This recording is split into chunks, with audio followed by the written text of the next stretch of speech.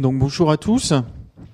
Communication réseau, HTTP avec PHP. Alors le but c'est de faire un petit tour des possibilités réseau qui sont offertes par PHP en 35 minutes, je crois, c'est ça. Donc ça va être assez court. Mais bon, on va faire avec. Alors, est-ce que ça marche? Oui. Donc bonjour à tous. Tout le monde voit bien? Ouais. Donc pour ceux qui me connaissent pas, je m'appelle donc Julien Poli, je travaille chez Blablacar, je vais en reparler juste après. Donc j'utilise PHP depuis environ une dizaine d'années maintenant, un peu plus. Et puis depuis quelques années, donc je travaille sur son code source depuis 3-4 ans environ. Et là, je suis en charge de Release Manager la 5.5 qui est prévue au jour d'aujourd'hui pour avril de l'année prochaine. Mais bien sûr, ça va encore changer avec l'Alpha 2 qui devrait pas tarder à sortir. Et puis, accessoirement, j'écris des articles techniques et des livres sur développer.com, etc. Donc, vous devez connaître blablabla. Alors, Blablacar, rapidement, c'est le site covoiturage.fr, je pense que vous connaissez. On recrute du développeur, on recrute plein de profils. Donc, passez me voir, discutez avec moi pendant le salon. Rapidement, donc on a du PHP 5.3, du MySQL 5.5, du Lite en phase CGI, etc., etc. Donc c'est assez rigolo. On a 8 frontaux avec 4 virtuels et puis on touche à tout un tas de techno, hein, un peu comme tout le monde, je pense, du Redis, du Elasticsearch, du Symfony 2, des choses comme ça. Donc on fait plein de choses rigolotes. Si ça vous intéresse, vous pouvez passer me voir juste après. Alors, on est parti. Ce qu'on va voir rapidement, on va faire un petit rappel sur ce que c'est le réseau, ce que c'est que les protocoles, etc. Mais on va essayer de pas trop s'endormir non plus, pour passer assez rapidement sur PHP. Comment est-ce que PHP permet de communiquer au travers du réseau? Quelles sont les différentes API disponibles, en PHP? Et puis enfin, on fera un petit tour des possibilités HTTP plus particulièrement. Au niveau de PHP. Donc comment est-ce qu'on fait pour discuter en HTTP avec PHP? Donc aujourd'hui on est sur un monde qui est relativement ouvert, relativement network oriented, donc c'est quand même assez important. Alors rappel rapidement sur le réseau. Bon, c'est des petits dessins que j'ai trouvés sur internet, que j'ai probablement pas le droit d'utiliser. Donc sur le web on représente le modèle réseau en un modèle à 4 couches, modèle TCP/IP, par rapport au modèle OSI qui est super compliqué en face. Et donc PHP va permettre de jouer avec les couches 3 et 4 du protocole de la représentation TCP. Donc en PHP, on va pouvoir utiliser soit de se greffer sur la couche transport, soit de se greffer directement sur la couche application. Donc HTTP est en couche application. Et en couche transport, généralement, on utilisera du TCP, mais on va voir qu'on peut faire tout un tas de choses aussi avec PHP. À ce niveau-là. Alors, petit rappel aussi, analyser le trafic réseau, donc pour rappeler un petit peu l'encapsulation des protocoles et en plus de manière visuelle. Donc un outil génial que vous pouvez utiliser, c'est Wireshark pour ceux qui connaissent pas. Donc c'est un superbe outil de débugage de réseau, n'est-ce pas? Ou de piratage, ça dépend comment on le voit. Donc vous pouvez voir là-dedans, donc il y a un petit exemple là avec l'encapsulation des protocoles, on voit bien la trame Ethernet qui arrive, dans laquelle il y a de l'IP, dans laquelle il y a du TCP, dans laquelle il y a de la data.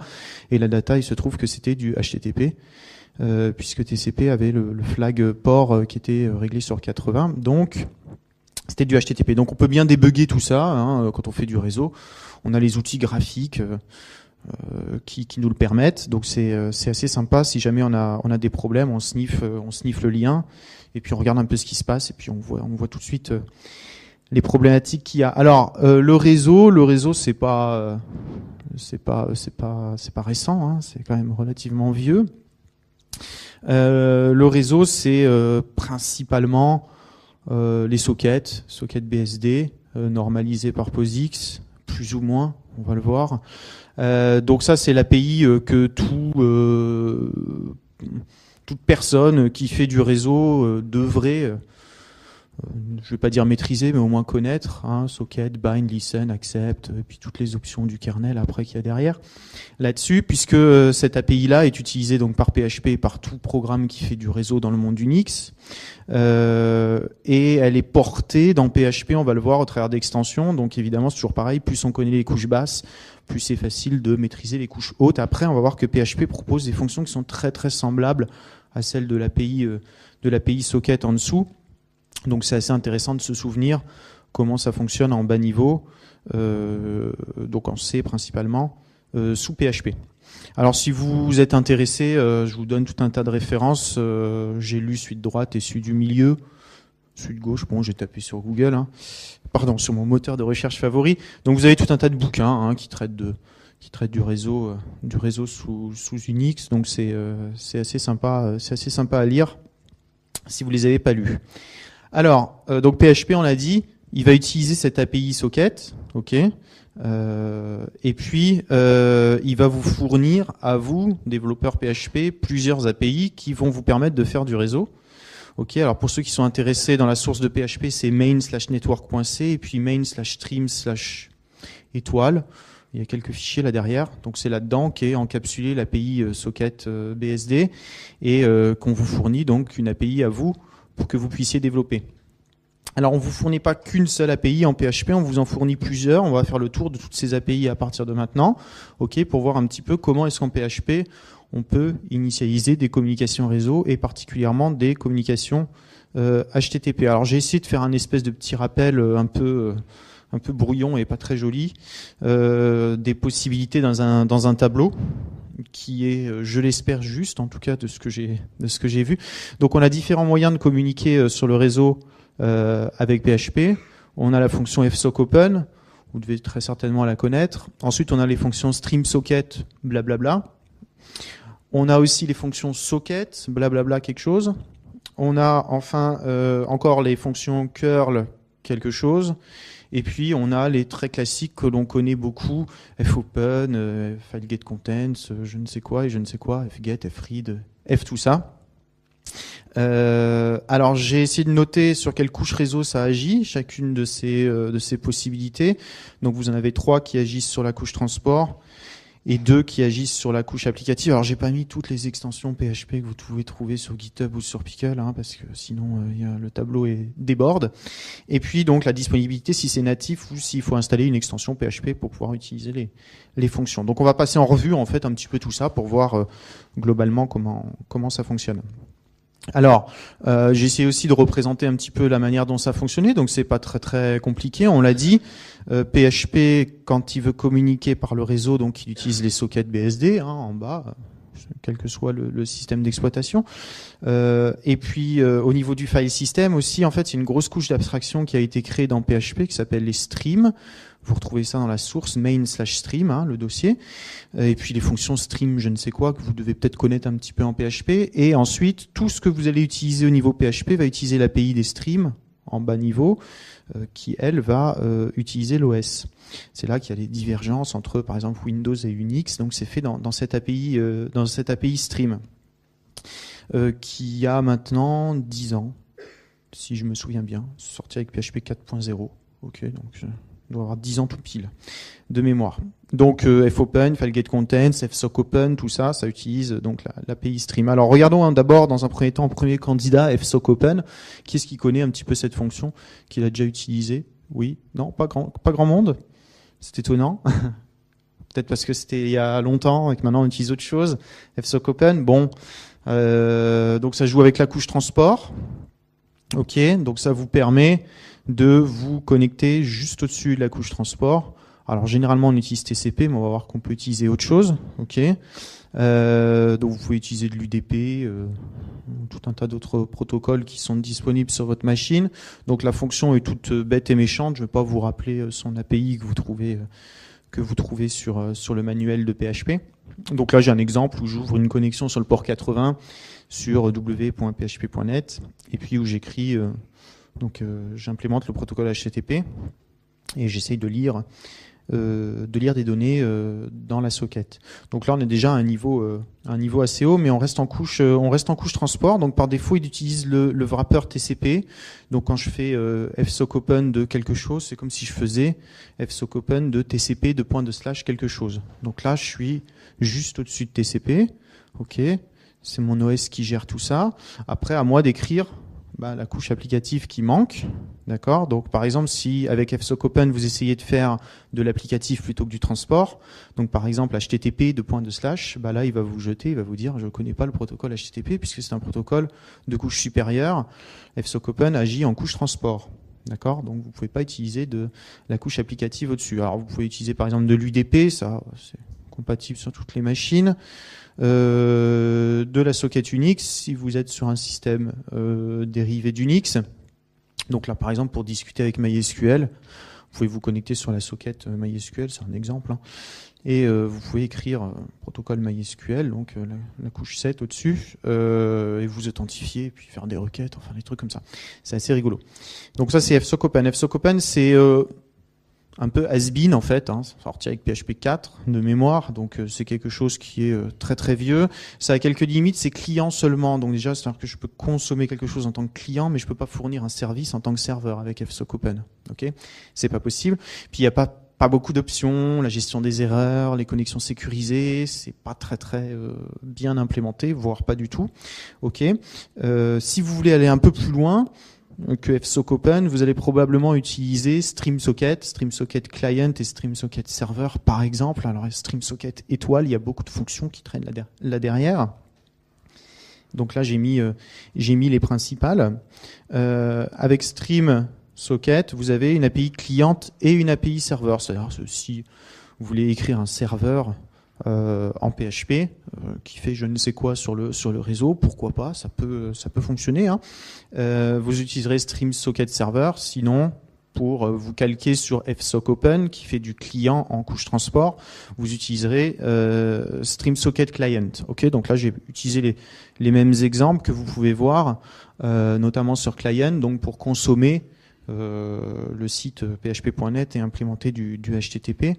Et puis en tant que serveur, c'est aussi simple que de faire StreamSocket Server, alors que si vous voulez le faire en C, déjà là, il faut au moins une petite cinquantaine de lignes, je pense, si vous voulez gérer tous les cas d'erreur. Donc StreamSocket Server, pour ceux qui connaissent, ça va faire un socket, un bind, un listen en un seul appel, et puis ça va faire encore tout un tas d'autres choses derrière. Donc c'est assez sympathique. StreamSocket, faut pas oublier ces fonctionnalités qui sont en plus intégrées dans PHP par défaut, hein, c'est comme fsoc open. C'est pas dans une extension à installer, etc. C'est disponible par défaut. Alors quelques petites options intéressantes pour ceux qui font un peu du réseau. Stream set blocking, stream notification callback, c'est assez rigolo. Alors set blocking, ça gère l'API bloquante ou non bloquante. Là où on sait, il faut quand même un petit peu plus s'embêter en fonction du protocole qui est utilisé, en fonction des buffers, TCP, enfin bref, tout un tas de choses qui sont assez lourdes. Là, en une seule fonction, vous pouvez gérer ça. Stream notification callback, c'est assez rigolo. Lorsqu'il se passe ceci sur le flux, exécute telle fonction. C'est comme ça qu'on fait des barres d'avancement, des barres de progression. Quand des octets arrivent, fait progresser la barre. C'est assez rigolo. C'est évidemment asynchrone. C'est dès que les octets arrivent, la callback est appelée. Stream set write buffer, stream set read buffer. Donc pareil, pour gérer un petit peu les tampons, hein, quand vous faites du fread ou du fwrite, notamment du fread, vous devez dire je veux lire tant d'octets. Si vous laissez rien par défaut, il va lire 8192 octets. Avec stream set read buffer, vous pouvez changer ça. Stream copy to stream, c'est un genre de pipe, hein, ouvre un fichier, ouvre l'autre, et puis stream copy to stream, un pipe quoi. Et puis stream select, c'est le fameux syscall select pour ceux qui connaissent, ou Paul. Enfin, ça dépend comment PHP a été compilé, sur quel système. Donc c'est une API qui est quand même sympa, hein. StreamSocket, c'est un truc qui est rigolo, qui est assez puissant, qui permet de faire pas mal de choses en PHP. Donc je vous incite à regarder si vous connaissez pas. Alors ça, c'était disponible par défaut. Il y a une extension PHP qui s'appelle Socket. Qui est-ce qui connaît, qui a déjà utilisé? Voilà.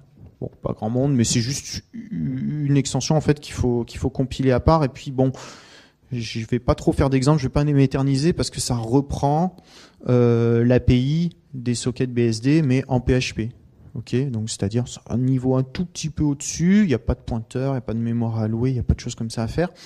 Mais par contre, vous avez des fonctions qui sont très semblables à l'API socket du système d'exploitation. Exemple. Donc ça, pour ceux qui ont fait de la socket en C, c'est pas très très loin de ce qu'on fait en C, sauf que ça reste du PHP.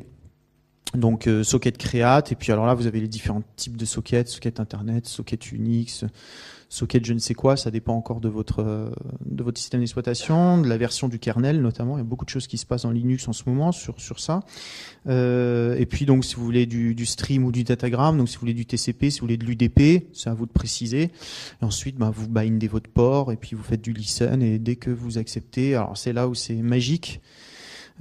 Puisque socket accept fait tout pour vous, alors qu'en C vous devez allouer un nouveau buffer, vous devez pas fermer la socket d'écoute, enfin vous devez pas vous embrouiller dans vos pointeurs. Là c'est relativement sympa, et puis vu que c'est bindé sur l'API BSD socket, c'est quand même assez rapide, Bon, il y a juste la couche PHP qui est par-dessus, mais pour implémenter un petit serveur ou un petit client sur lequel il n'y a pas besoin de performance phénoménale, vous pouvez utiliser cette API, ça fonctionne très bien sur une version de PHP assez récente, on n'a pas de fuite mémoire et tout, donc ça tourne bien, c'est assez sympa à utiliser. Alors tout ça, c'était de la couche transport, c'est-à-dire vous êtes juste au-dessus de TCP ou juste au-dessus du DP, et puis après, à vous de faire ce que vous voulez, d'implémenter le protocole que vous voulez, binaire ou textuel, enfin c'est comme vous voulez. On peut aussi parler maintenant de la couche applicative, donc c'est couche au-dessus. Le protocole est donc implémenté. Alors dans PHP, vous avez tout un tas de protocoles qui sont déjà implémentés. Vous avez notamment HTTP et FTP qui sont de base. SSH si vous compilez avec la bonne librairie qui va bien. Et puis vous avez aussi des protocoles qui sont non réseau. On avait vu tout à l'heure sur le diagramme qu'en fait PHP, il abstrait à la fois le file system et le network, donc le réseau, dans une seule et même API. Avec fopen, je peux ouvrir un fichier, mais avec fopen, je peux faire une communication HTTP. Ok, donc c'est ce qu'on appelle les flux locaux. Flux locaux, vous avez donc les fichiers, puis vous avez les flux PHP, flux data, flux zip. Alors après, je ne vais pas répéter la documentation de PHP non plus, je vous laisserai regarder tout ça. Donc, l'implémentation, pour passer de la couche transport à la couche applicative, PHP implémente le protocole dans ce qu'ils appellent un stream wrapper, pour ceux qui connaissent.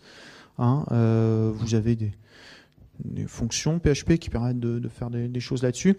Donc là, j'ai un exemple avec fsockopen. Donc là-haut, je suis donc en couche transport, c'est-à-dire que j'ouvre une connexion TCP. C'est à moi d'écrire, là c'est du HTTP, le protocole qui va bien. Dans l'exemple du bas, j'utilise HTTP : et la couche stream de PHP va interpréter ça, va savoir qu'il s'agit d'un protocole de haut niveau, et puis va utiliser le protocole qui est écrit en interne, donc c'est quand même beaucoup plus facile, beaucoup plus efficace. Ça se fait avec du fopen, par exemple. Donc fopen peut utiliser fopen, file get contents, et j'en passe. Vous avez toute la liste sur php.net. Peut utiliser tout un tas de protocoles en fonction de ce que vous précisez. Donc le fameux wrapper, donc HTTP, FTP, phare, PHP. Vous avez un protocole PHP : pour ceux qui connaissent, qui est assez rigolo. Donc tout ça, ça peut s'utiliser avec les fonctions classiques PHP que vous connaissez tous, et tout est bien documenté sur Internet. Donc j'aime bien cette couche qui tente d'unifier. Donc vous voyez que je fais pas que du fopen, je fais du file get content, je fais du read file. Alors vous pouvez faire du mkdir aussi, des choses un peu touchy. Souvent ça fonctionne pas, puisque en bas niveau mkdir php : n'est pas implémenté. Qu'est-ce que ça doit faire?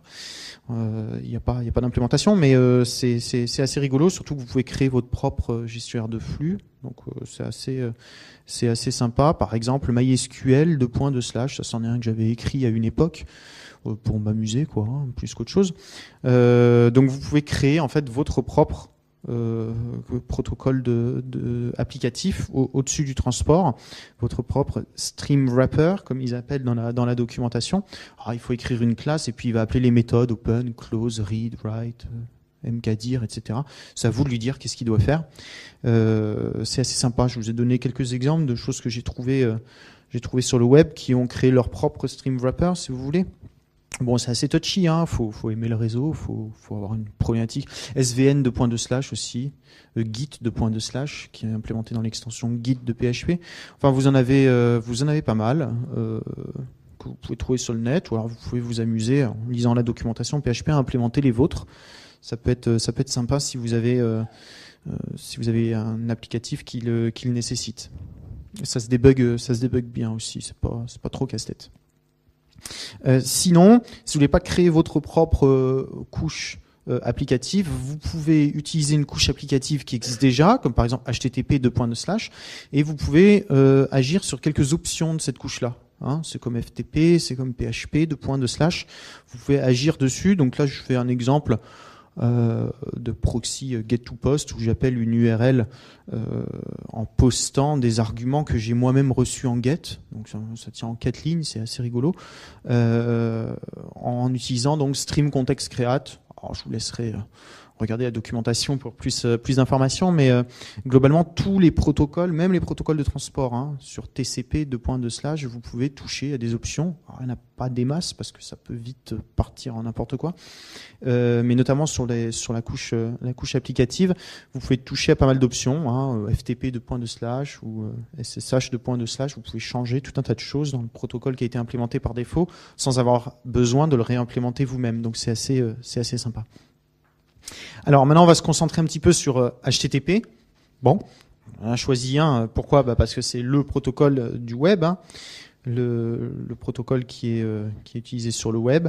Donc avec PHP, qu'est-ce qu'on peut faire au niveau HTTP ? Donc on a vu, pour parler HTTP, on a déjà vu qu'on a le moyen de base, c'est utiliser le wrapper PHP intégré, HTTP 2.2/, et puis bon, il va discuter en HTTP avec le serveur que vous lui demandez.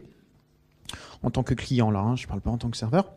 Sinon, vous pouvez écrire vous-même la couche au-dessus de la couche de transport. Donc j'avais un exemple avec fsocOpen où je faisais du get / http 1.1 je ne sais quoi. Donc là vous pouvez vous-même le faire. Sinon vous avez une autre option, c'est d'utiliser curl.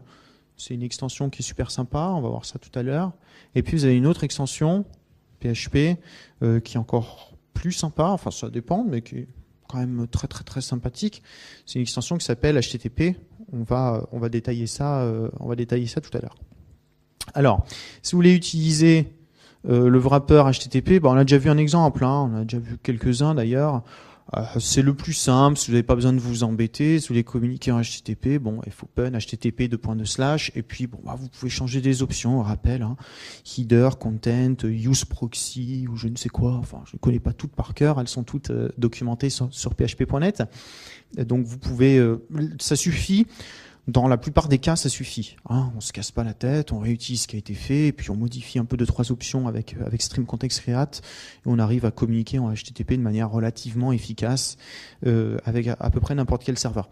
Vous avez quelques fonctions PHP qui permettent de communiquer avec HTTP ou HTTP Build Query, c'est pas exactement ça, ça permet de parser des paramètres. Header, get headers, get meta tags, enfin bon, c'est une fonction un peu vieillotte, mais c'est pas très très poussé, mais la plupart du temps c'est suffisant pour les cas les plus classiques. Donc ça c'est en utilisant le wrapper PHP intégré. Sinon, vous pouvez écrire votre propre wrapper. Donc voilà, vous pouvez réinventer la roue. Donc là, fsocOpen, j'ouvre sur de la couche transport et puis j'écris le HTTP moi-même à la main comme un grand. Ça fait des fois du bien de revenir aux sources, surtout quand on est un peu frileux à ce niveau-là.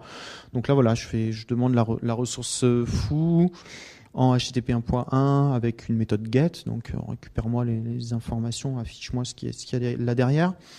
Et puis j'accepte le texte HTML, etc. Bon, je vais pas vous faire un cours de HTTP, c'est pas le but non plus.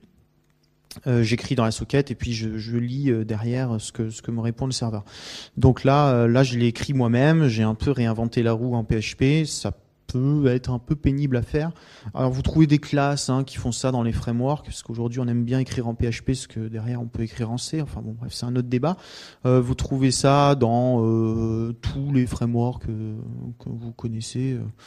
Ils ont tous une classe ou un truc comme ça qui permet de faire du HTTP un peu plus poussé, envoyer des fichiers par exemple. Ça peut vite devenir un peu peu pénible à faire, mais vous trouvez ça aussi dans des frameworks. Et là, pour le coup, ça écrit tel quel le HTTP comme ça, puisque c'est ce qui est fait en PHP. Une super extension, qui c'est qui connaît curl? Je pense tout le monde. Hein. Bon, tout le monde doit lever la main là normalement. Hein, voilà. Donc pour ceux qui connaissent pas, j'ai copié là leur petit texte. Allez voir, c'est génial. C'est pas uniquement HTTP comme vous pouvez lire. Hein. On peut faire beaucoup trop de choses, de plus en plus de choses. Alors ça, c'est avec curl. Après, donc curl, c'est écrit en C, c'est une super grosse librairie qui a plus de 10 ans d'existence. Après, elle propose des fonctions donc en C qui vont être portées au niveau PHP par l'extension curl, et elles ne le sont pas toutes, hein, il faut le savoir. L'extension curl de PHP, ça propose, voilà un exemple où je fais du SOAP, blablabla, j'envoie du SOAP à un serveur avec du curl. Ça propose pas tout, hein, les fonctions PHP, curl exec, curl setOption, curl init. Ça propose pas tout ce qui est capable de faire la libcurl, parce que tout n'a pas été bindé, parce qu'il faut des petites mains pour écrire du code pour le faire. Il y a personne qui veut le faire, mais il y a beaucoup de gens qui veulent l'utiliser, mais peu de gens qui veulent l'écrire. Bon, il y a pas tout, mais il y a quand même suffisamment pour se débrouiller, pour pouvoir faire des choses relativement puissantes. Des petites barres de défilement, des petits uploads, des petits transferts entre serveurs, enfin une espèce de proxy, enfin, bref. C'est PHP quoi, hein, c'est une espèce de colle qui colle un peu tout le web ensemble quoi. Donc c'est une extension qui est relativement puissante, qui la plupart du temps est activée dans les distributions classiques Debian et j'en passe. Sinon ça c'est des paquets hein, que vous pouvez installer, qui installent l'extension. Quand ce n'est pas déjà installé, maintenant la plupart du temps on trouve ça déjà installé, c'est tellement utile, et puis de toute façon le système possède la libcurl parce que bindé avec encore tout un tas d'autres choses. Donc vous trouvez ça quasiment nativement maintenant dans beaucoup d'installations de PHP de base. Sinon ça s'installe assez facilement. Il n'y a pas trop de soucis à se faire là-dessus. Autre exemple, extension HTTP. Alors qui c'est qui connaît Pickle HTTP? Ça vous dit quelque chose? Personne? Vraiment personne. Hein. C'est étonnant parce que c'est quand même... Si vous avez peut-être déjà vous êtes peut-être déjà tombé sur ces fonctions-là dans le manuel de PHP, parce que maintenant on inclut du Pickle dans le manuel de PHP. Enfin bon, c'est une extension extrêmement puissante pour faire du HTTP via PHP. L'interface est orientée objet. Déjà, c'est sympa, ça permet notamment de l'héritage, de se faire ses propres classes qui font ceci, cela. Il y a aussi une API fonctionnelle avec des fonctions, ok, donc c'est aussi simple que de faire php.net/http, vous tombez direct sur le manuel, en fait. Et vous pouvez faire des choses assez incroyables avec. Alors, j'ai pas tout détaillé, hein. Vous avez les classes HTTP request, HTTP response, HTTP query stream, HTTP message, vous en avez encore d'autres, je les ai pas toutes mises. Il y en a quand même pas mal. Ça gère la compression gzip, évidemment. Ça gère le cache. Et puis, il y a des fonctions qui permettent de lier des callbacks de OBStart, hein, qui permettent de faire tout un tas de choses. Donc, ça permet de lier cette extension encore plus à PHP, notamment de lui faire gérer les e-tags automatiquement, donc les tags de gestion de cache, de compresser ou de décompresser, de inflate ou de deflate le contenu à la volée, en faisant des simples échos, quoi, puisque vous agissez sur la couche d'envoi de la sortie PHP, donc c'est assez rigolo. Quelques exemples hein, que j'ai pris rapidement, c'est assez sympa. Et puis les fonctions autoparlantes aussi sont quand même assez puissantes. HTTP redirect, HTTP send data, send file, send stream, ça c'est rigolo. Ouvre un flux, je ne sais quoi, un fichier, ou ouvre un flux FTP sur un serveur, et puis HTTP SendStream envoie le contenu via HTTP pour répondre à une requête HTTP. Vous pouvez faire un espèce de proxy comme ça en quelques fonctions. HTTP put data, donc ça implémente la méthode put hein, de HTTP. Alors elles sont toutes implémentées, hein, les 8 sont implémentées. HTTP parse cookie. Vous avez encore la notion de cookie jar. En gros, tout ce que les frameworks ont réécrit en PHP existe déjà dans PHP, mais c'est dans une extension. c'est toujours un peu la problématique. C'est dans une extension dont on a commencé à parler et à dire pourquoi est-ce qu'on l'intégrerait pas dans le corps. Alors après, oui, non, non, oui, oui, pourquoi, non, pourquoi, etc. Mais c'est vrai que ce serait quand même sympathique que PHP dispose nativement de ce type de fonction-là. Mais ça reste une extension Pickle qui est aussi facilement installable qu'avec un Pickle install, Pickle HTTP. Hein. Ok, puis vous les avez accès. Il n'y a pas de liaison. Enfin, je m'en souviens plus des liaisons. Faudrait regarder. Mais c'est une extension qui est super puissante si vous voulez faire un serveur ou un client HTTP puissant. C'est écrit en C, donc ça dépote autrement plus que ce qui a été écrit de la même manière en PHP dans les frameworks. Et donc je vous incite à faire un petit tour sur cette documentation qui est dispo sur php.net. Si ça vous intéresse, c'est la manière la plus aboutie aujourd'hui de parler HTTP avec PHP. Ok, la plus aboutie, la plus sympa. Il y a quand même énormément d'options. Je vous laisserai regarder, mais l'utiliser, c'est l'adopter, c'est un petit peu ça, hein, quand même. Donc, peut-être que ce sera un jour lié dans PHP, peut-être qu'un jour, qui sait, plutôt que de parser $_server, on parsera un objet HTTP request. Why not? Et plutôt que de faire du echo quelque chose, on remplira un objet HTTP response. C'est déjà faisable aujourd'hui, hein, puisqu'il suffit de faire un OB start de ma fonction, new HTTP response, flèche ceci, flèche je ne sais quoi. Voilà. C'est pas trop difficile, mais ça s'est passé là récemment sur la mailing list interne, il y a 6 mois environ, intégration de XHTTP dans PHP, donc pourquoi pas.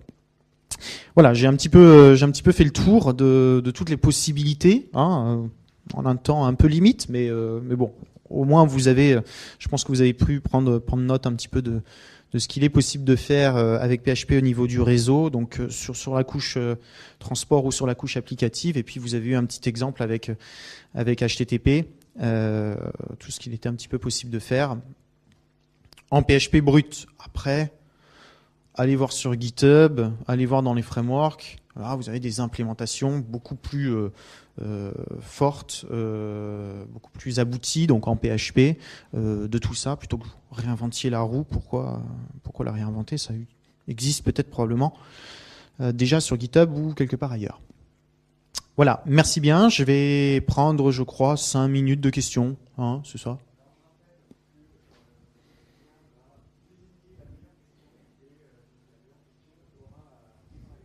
Ah bon?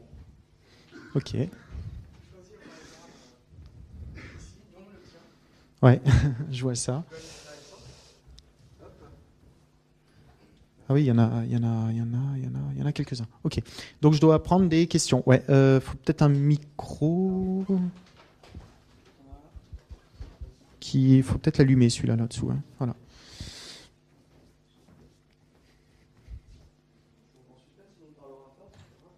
En dessous, non?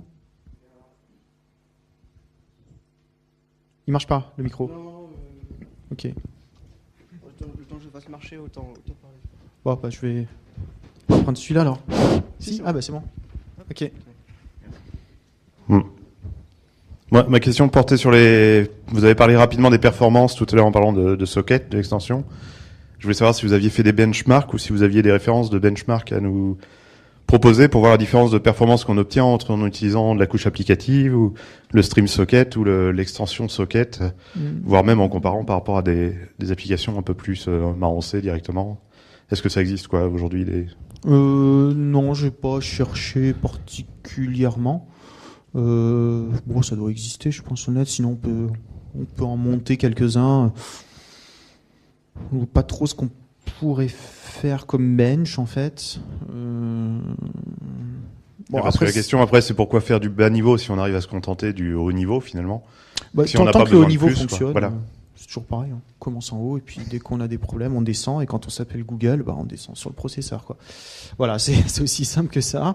On fait comme ça et puis quand ça suffit plus, bah, on descend. Mais la plupart du temps, évidemment, si vous voulez faire un serveur de je ne sais quoi en PHP oui, là, bon, faut voir combien vous pouvez encaisser. Amaury est pas là, qui avait fait des petits benchmarks là sur sa dernière conf assez sympa. J'ai plus les chiffres en tête, mais il avait benché. Oui, si, il avait benché. Alors le gros problème de PHP, c'est qu'on va pas pouvoir le multiprocesser. Hein, parce que quand on fait de la socket, généralement, dès qu'on accepte un client, on l'envoie sur un thread et puis on récupère sur la socket. Maintenant, on peut faire du threading avec PHP. Enfin, j'en dirai peut-être 2 mots après. J'ai pas de... Non, mais Amaury, qui doit être là, puisque demain, il a une petite Lightning Talk, avait fait des benches de socket en C, avec inetd et puis en PHP. La grosse problématique qu'on a avec PHP, c'est le multi-client, quoi. Hein, toujours pareil, hein, vu qu'il faut forquer. Bon. Voilà, sinon, j'en ai pas à ma connaissance. On ne connaît pas. Merci. Merci. Je crois qu'il y avait une question là-bas.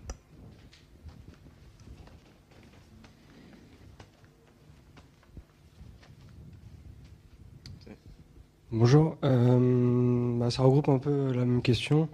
Par exemple, si j'ai une application avec beaucoup de communication HTTP, notamment un serveur avec des observeurs patterns qui renvoient au client des informations, donc quelle était la meilleure solution parmi vos librairies? Mais comme vous n'avez pas fait de benchmark... Non, j'ai pas de benchmark. Enfin, c'est toujours pareil, c'est de l'architecture système et logiciel après, donc avec un peu de bon sens. Voilà, le truc qui doit encaisser 10 000 clients à la seconde, je le ferai pas en PHP. Le truc qui doit répondre normalement avec plusieurs serveurs frontaux, machin, bidule. Bon, bah voilà, je le ferai en PHP, quoi. C'est toujours un peu pareil, quoi. C'est pas...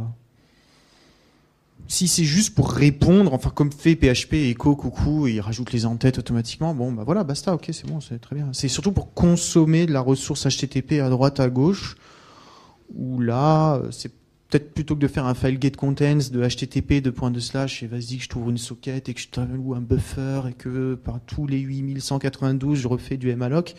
Là, je suis peut-être pas super génial.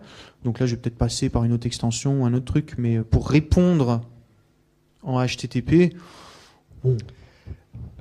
Vous avez analysé aussi les paquets au niveau de Wireshark parmi les différents...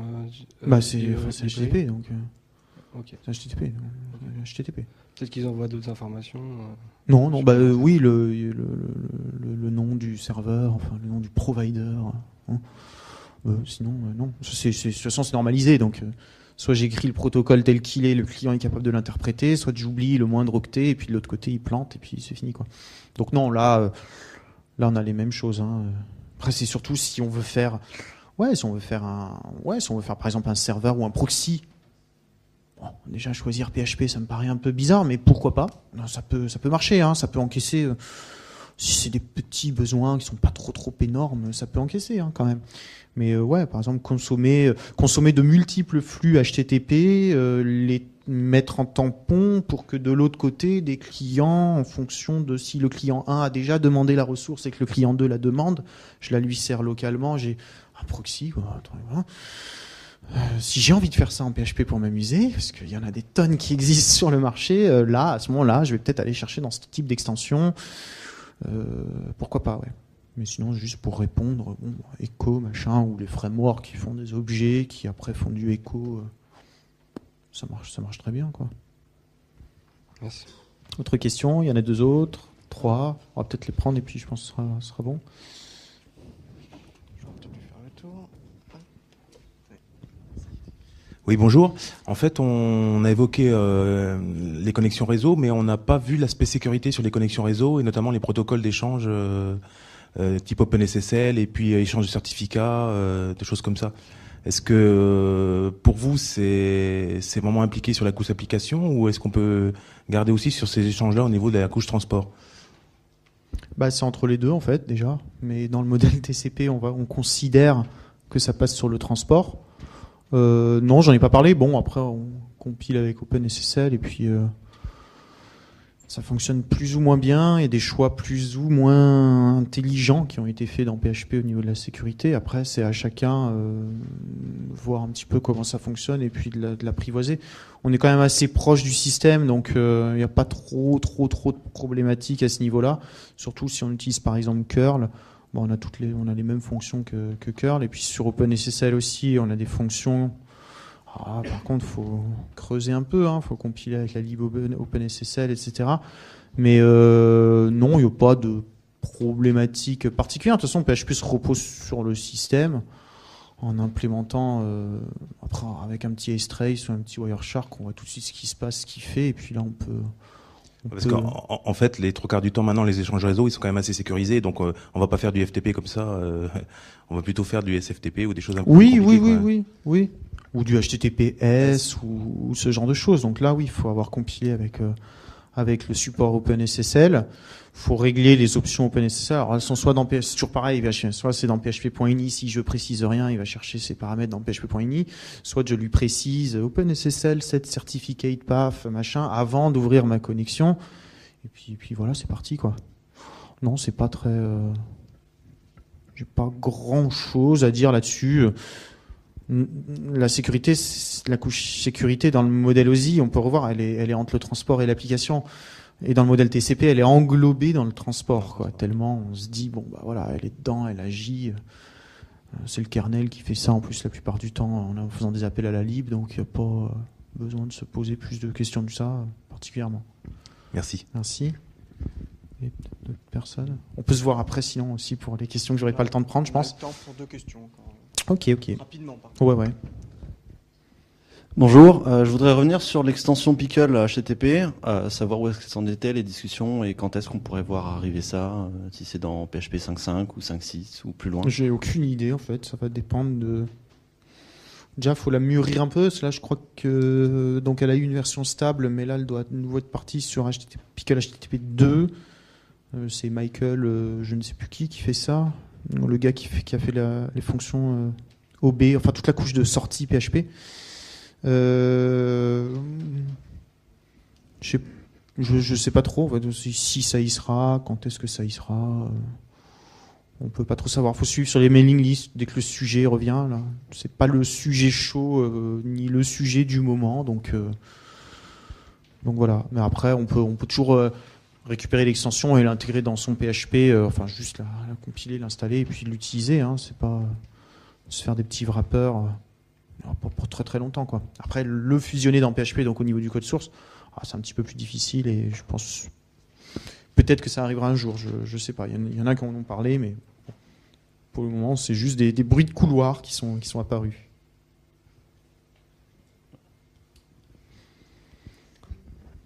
Oui, devant, derrière. Oui. Bon, on va prendre la dernière question. Ouais, ok. Désolé, celle à toi.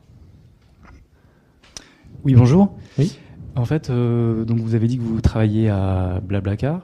Oui. Et j'aimerais savoir pour passer de la théorie à la pratique, sur quelle problématique vous travaillez dans votre société. Surtout tout. Un peu. Particulièrement l'archi-logiciel. Mais ça, c'est peut-être, je répondrai peut-être en aparté, peut-être par rapport au sujet de la conf. Je peux en parler après si vous voulez. Ok. On va peut-être reprendre une petite dernière question. Ouais. Hop, Voilà. Attends. Merci. Alors c'est toujours concernant cette extension Pickle HTTP. Est-ce que elle est compatible avec l'extension Stream par exemple? Est-ce qu'on peut accéder à un plus bas niveau à ce qui est utilisé en interne par exemple? Pour par exemple, je ne sais pas si elle gère le HTTPS par exemple. Oui. Et est-ce qu'elle utilise en interne les streams? Est-ce que vous savez si elle fait ça? J'ai pas regardé. Vous l'avez utilisé déjà? Oui, ouais. mais j'ai pas regardé dans son code source.